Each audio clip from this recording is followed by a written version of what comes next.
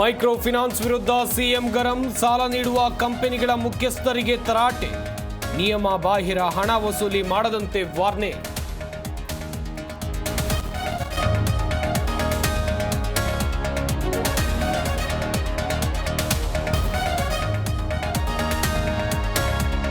ಕುಮಾರಸ್ವಾಮಿ ತಂದಿದ್ದ bill work ಆಗ್ತಾ ಇಲ್ಲ. ಫೈನಾನ್ಸ್ ಹಾವಳಿ ತಡೆಗೆ ಬಲಿಷ್ಠ ಕಾನೂನು ತರ್ತಿತ್ತು. ವಿಜಯಪುರದಲ್ಲಿ ಸಚಿವ ಎಂಬಿ ಪಾಟೀಲ್ ಹೇಳಿಕೆ.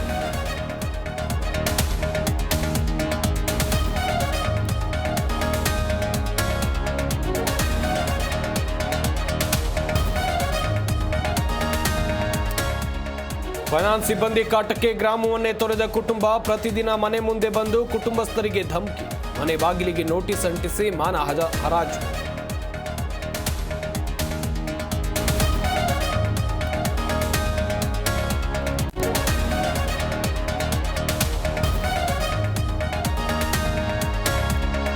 ಬಳ್ಳಾರಿ ಜಿಲ್ಲಾ ಆಸ್ಪತ್ರೆಯ ವೈದ್ಯನ ಕಿಡ್ನಾಪ್, ಅಪಹರಣಕಾರರಿಂದ 6 ಕೋಟಿ ರೂಪಾಯಿಗೆ ಡಿಮ್ಯಾಂಡ್, ಸ್ಥಳಕ್ಕಾಗಮಿಸಿದ ಪೊಲೀಸರಿಂದ ಪರಿಶೀಲನೆ.